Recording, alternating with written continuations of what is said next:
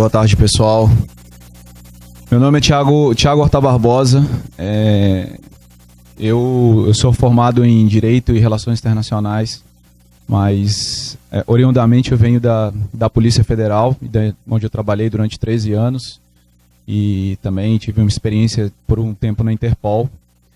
E, enfim, vim para o esporte há algum tempo, já há uns 2 anos, para começar a tratar desse assunto que até então aqui no Brasil era bem pouco debatido e felizmente a gente está conseguindo conseguir plantar uma semente na cabeça de dirigentes, atletas, enfim, e de profissionais como os senhores sobre a importância do tema, né? Então, a primeira vez que eu estou aqui em Porto Alegre para falar disso, já tive em outros lugares, então é uma satisfação. Aproveitando também, agradecer ao Instituto pelo convite, ao Gustavo também, e em meu nome, em nome do Quixino, pela oportunidade que a gente teve de contribuir com essa enciclopédia tão valorosa aí para todos nós, né? E com um artigo sobre manipulação de resultados. Bom, eu procurei trazer aqui algumas, na verdade, já sei que o tempo não vai ser muito, mas trazer alguma ideia em relação ao que a gente tem de mais atual sobre a questão da manipulação de resultados. Eu começo com essa ideia aqui do que seria a integridade no esporte, principalmente, a gente está falando aqui de esporte profissional e com foco no que acontece em campo. Eu gosto de dizer que o esporte ele só sobrevive, o esporte competitivo, da forma como a gente conhece, a gente pode focar mais no futebol, porque o futebol é onde tem acontecido mais casos de manipulação de resultados, né, o futebol e o tênis, mas o futebol ele só sobrevive porque a gente acredita no que a gente está vendo dentro de campo e porque ele é imprevisível. Por mais que a gente saiba que existe uma equipe favorita dentro de uma partida, e ela pode ser amplamente favorita, a gente sempre imagina que a zebra, né, o underdog, ele pode ir lá e pode ganhar o jogo. A gente sempre acha isso. E são esses 2 pilares que sustentam aqui o que a gente chama de paixão e o interesse também pelo esporte, mas principalmente a questão mesmo da paixão que nós aqui temos pelos nossos clubes, né? Pelo esporte. E é essa paixão que vai sustentar tudo isso aqui que a gente falou ao longo das diversas palestras. A gente falou de ingresso, de sócio-torcedor, de todas as relações aqui de trabalho, todos aqui os que trabalham com o esporte, a questão de marcas, patrocínios. Tudo isso está sustentado na questão da paixão. E a paixão em cima da credibilidade e da imprevisibilidade. Ontem o Gustavo tocou mais ou menos já nesse ponto, e a questão é que se a gente deixa de acreditar e o esporte deixa de ser imprevisível, a gente pode dizer que a indústria do esporte ela vai entrar em colapso. As pessoas elas vão perder o interesse em assistir aqueles esportes, em acompanhar as suas equipes, e tudo aquilo que vem ali em cima, né, a questão de patrocínios, direitos de televisão, de imagem, as relações de trabalho, tudo isso vai desmoronar. Ninguém mais vai querer acompanhar os esportes. Então, daí, a importância por isso que existe realmente esse desejo de se preservar a questão, por isso a questão do doping, né, de evitar que o doping tome conta do esporte, e da mesma forma a questão da manipulação de resultados. Porque a manipulação de resultados ela vai exatamente atacar esses pontos aqui. Um esporte que se deixa levar por manipuladores, né, que passa a ser dominado por manipuladores, ele perde a credibilidade total e ele tende a acabar. E a gente tem exemplos disso, né? Existe já alguns casos de algumas ligas no mundo, eu posso citar aqui a Liga Canadense, a Liga da Malásia. São 2 ligas que elas tiveram que acabar, ser refundadas em função de escândalos de manipulação de resultados, onde mais de metade dos jogos daquelas ligas eles estavam sendo fraudados. Isso para citar algum exemplo. Mas aqui, a manipulação de resultados, ela sofreu enorme transformação ao longo principalmente aí nessa virada de século. O que a gente tinha no século XX, a gente obviamente conhece como corrupção, fraude, né? Mas eram fenômenos mais esporádicos e mais locais. A repercussão disso, é lógico, embora o mundo todo ficasse sabendo, mas os atores envolvidos, eles estavam em geral, eles tinham ali, eles atuavam nos seus locais mesmo, né? Nas suas áreas de atuação. E aí, por conta disso, como eram situações esporádicas, a gente tinha um amadorismo imenso no tratamento dessa questão. E a repressão ela acontecia de forma indevida, né? Não como tinha que ser realmente. E também não haviam trabalhos na área de prevenção. Aí a gente cita aqui, tem alguns casos, exemplos. Esse aqui é o exemplo da Copa do Mundo de 78, Argentina e Peru, que aqui é uma manipulação por motivos políticos. Ali na Copa de 82, um jogo Áustria e Alemanha, uma última partida de primeira fase, o jogo termina 0-0 e era um resultado que favorecia... o jogo termina 1-0 para a Alemanha, um resultado que favorecia as duas equipes e eliminava a Argélia, uma manipulação esportiva. E aqui dois casos, né, que o Totonero, que foi o caso da Itália, de 1982 também, onde você tem clubes rebaixados, envolvimento de vários atletas. E ali, por último, o caso do Olympique de Marseille, na França, em 1993, que também, por uma questão financeira, leva a isso. Mas são todas questões esporádicas. A gente estava falando aqui de coisas que, de fato, volta e meia aconteciam, mas que não era algo mecânico, algo que a gente pode chamar até de endêmico. E aí, na virada do século, a gente passa a ter o que a gente chama de fatores de transformação do match fixing, da manipulação de resultados. Match fixing é o termo do Tela, né? A globalização, e aí a globalização, né, essa integração, essa conectividade toda que a gente passa a ter no mundo, com ela vem a internet. Com a internet são lançados aí os mercados online de apostas esportivas. Junto com os mercados surge o trading de apostas hoje, que é a possibilidade de você estar apostando ao longo de todo o jogo. Antigamente você fazia uma aposta antes do jogo, como é a loteria, por exemplo, né? Você fazia uma aposta ali antes do jogo, esperava para ver se aquilo ia acontecer, chegava ao final, você ia lá recolher o seu dinheiro. Hoje não é mais assim. Hoje, as apostas elas funcionam mais ou menos como uma bolsa de valores. A comparação é exatamente essa, por isso que se fala em trading, né? Você vai comprando e vendendo os ativos ali durante toda a partida. Você pode comprar aos 5 minutos de jogo e aí não teve um gol, você pode vender aos 8. E ali você já ganhou algum dinheiro. É assim. Só que isso criou a possibilidade de que muito mais dinheiro fosse colocado no mercado de apostas. E aí isso acaba atraindo o crime organizado, criminosos, né, que passam a se interessar pela possibilidade de obter grandes ganhos com a manipulação de resultados, né, por meio do mercado de apostas. Então hoje a gente tem aí um fenômeno que pega o mundo inteiro. A gente tem situações citadas aqui nesse estudo de casos de manipulação de resultados por todos os continentes. Não é uma situação mais local, né? Passa a acontecer em diversos pontos e passa a acontecer de forma frequente. Passa a acontecer ali a partir de 2005, principalmente 2006, a gente começa a ter casos de manipulação de resultados praticamente todas as semanas aí no mundo inteiro. Quando a gente fala do mercado de apostas esportivas, só para vocês terem uma ideia do potencial, a gente está falando de um negócio multimilionário que movimenta aqui, segundo estimativas variam, né? Porque a gente tem um mercado legal e você tem um mercado negro, e isso aí é impossível de você verificar. Mas o que as estimativas do Ladbrokes ou William Hill, que são casos de apostas de Londres, ou a estimativa da Interpol, estimativa da Sorbonne, por meio daquele estudo também, enfim, são várias, e elas variam entre 500 bilhões e 1,2 trilhão de dólares.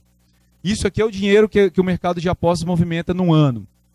Se a gente fizer uma conta, pegar a maior estimativa aqui, 1,2 trilhão, e a gente comparar com o lucro que a Copa do Mundo da FIFA, a última Copa do Mundo, gerou, que foi 4,8 bilhões de dólares, se a gente dividir isso aqui por aquilo ali, vai dar mais ou menos 360, ou seja, a gente tem praticamente um caso de uma manipulação por dia, né? Assim, o valor seria mais ou menos esse, né? Assim, o valor movimentado pelo mercado de apostas, perdão, manipulação não, o mercado movimentado no mercado de apostas, ele corresponde ao lucro de uma Copa do Mundo, quer dizer, isso seria o lucro de 4 anos. Então aqui a gente tem o potencial disso. Se a gente for comparar também com a receita anual da indústria esportiva, isso aí a gente falando de marcas, né, Adidas, Nike, enfim, a gente tem um lucro de 145 bilhões, também inferior ao que o mercado de apostas movimenta. Então, a gente está falando de muito dinheiro.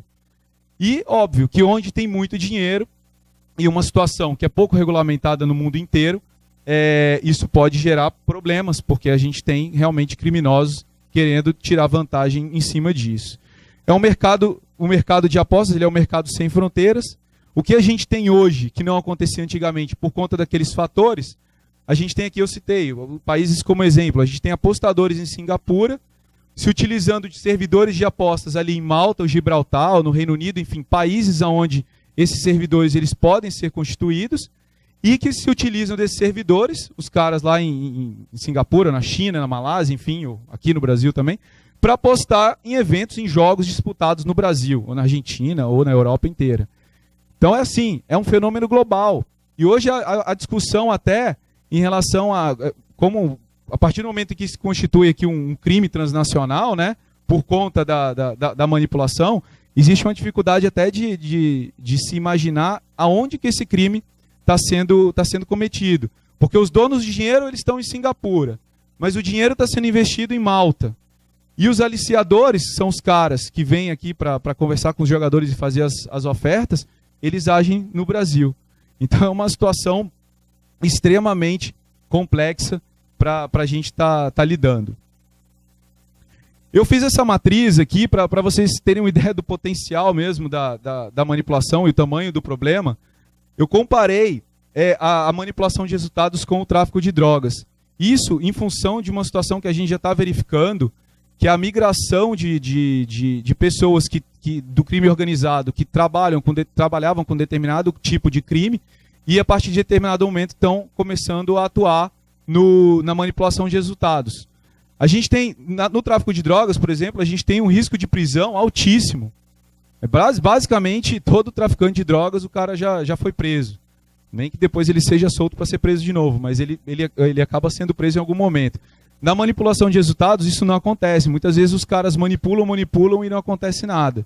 Risco de confronto com autoridades ou com outros criminosos e morte, também no tráfico de drogas, esse risco é altíssimo. A gente sabe que os traficantes, eles têm uma média, principalmente se a gente for pegar no Rio ali, os caras não vivem ali, vivem pouco mais de 20 e poucos anos. Na manipulação de resultados, isso é muito baixo.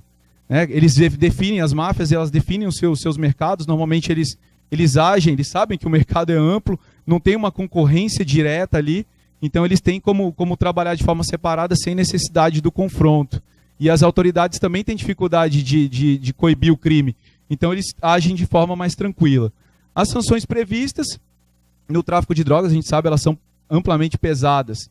Já na manipulação de resultados, elas até certo ponto são leves. Há países onde a manipulação de resultados nem mesmo ela é tipificada como crime. No Brasil mesmo, quando a gente teve o caso do Edilson Pereira de Carvalho em 2005, ele acabou sendo inocentado no final das contas porque a manipulação de resultados não era considerado um tipo penal. Isso aqui no Brasil só passa a acontecer a partir de 2010 com a inclusão dos artigos do Estatuto do Esporte.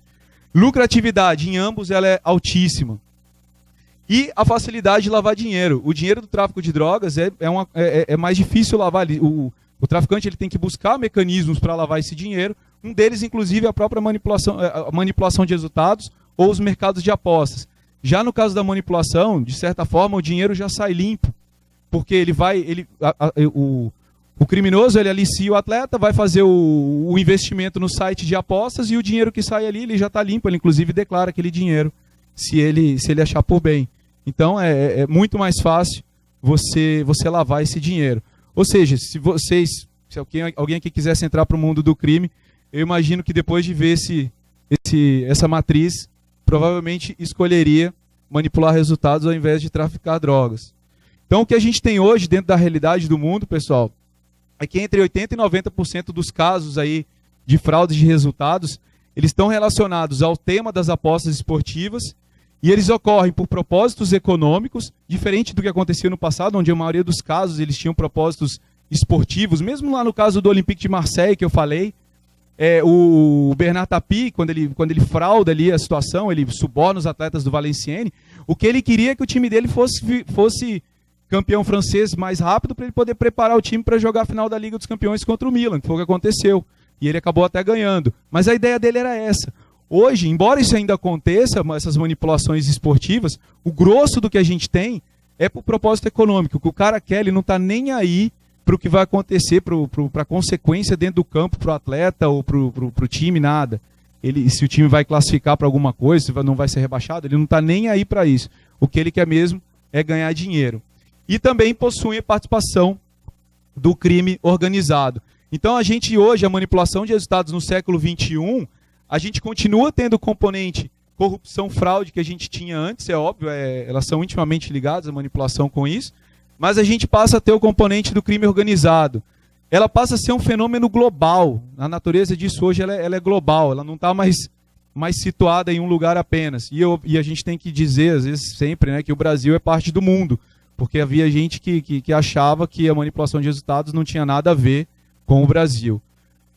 A gente hoje já tem uma atuação profissional para lidar com o problema. Então, medidas hoje efetivas de prevenção e combate, elas existem para que a gente possa estar tratando a questão da manipulação. Isso aqui para mostrar alguns exemplos aí de casos que a gente tem a partir de 2005, do Edilson, o Robert Reutzer na Alemanha, enfim, só para ver que é realmente global. Tem casos na Coreia aqui, é uma situação que não está mais limitada a lugar nenhum. Em relação ao Brasil, só para a gente já ir finalizando, eu fiz aqui um breve resumo dos maiores casos que a gente já teve. A gente teve em 82 o primeiro grande caso denunciado no Brasil de manipulação de resultados, foi o envolvimento de diversas pessoas do futebol, dirigentes, atletas, árbitros, treinadores, com pessoas da Caixa Econômica Federal que atuavam dentro lá da Caixa para manipular resultados de jogos e eles assim ganharem dinheiro com a loteria esportiva. Esse foi o primeiro grande escândalo. Depois a gente teve em 97 um segundo, onde havia o envolvimento do Ivens Mendes, que era então o presidente da CONAF, que era a Comissão Nacional de Arbitragem da CBF, e também foi o segundo grave problema que a gente teve no Brasil, o segundo grave escândalo. E depois a gente teve o de 2005, o problema do Edilson é ainda considerado o maior caso de manipulação de resultados aqui já registrado na América do Sul. A gente, aqui em Porto Alegre, a gente sabe que esse caso, principalmente pelos torcedores do Inter, ele é bem lembrado, porque o pessoal acha que em função da anulação das partidas, né, o Inter acabou perdendo aquele campeonato. E teve algumas consequências interessantes, porque aquilo que eu já coloquei, né, até então a gente não tinha uma legislação criminal para tratar do assunto. O processo acabou arquivado, o processo criminal, o Edilson foi solto, e enquanto que, porque não era considerado um tipo criminal. E a partir de 2010, sim, passa a ser, e também as normas desportivas sobre o tema, elas avançam, e hoje a gente tem no CBJD também, para tratar o tema de forma disciplinar, uma situação muito mais favorável do que era naquela época. Só que não para por aí, pessoal. A gente chega aqui em 2016, a gente está falando já do ano passado agora, né? A gente teve em São Paulo a deflagração da Operação Game Over, que foi uma operação que já entra nesse contexto que a gente tem hoje. Eram pessoas trabalhando já desde a Malásia, aliciando pessoas no Brasil, para que eles pudessem estar atuando aí junto a atletas e conseguindo alterar resultados de jogos. Esse caso aqui foi jogos disputados no Campeonato Paulista, mas também foram identificados jogos disputados em alguns outros torneios.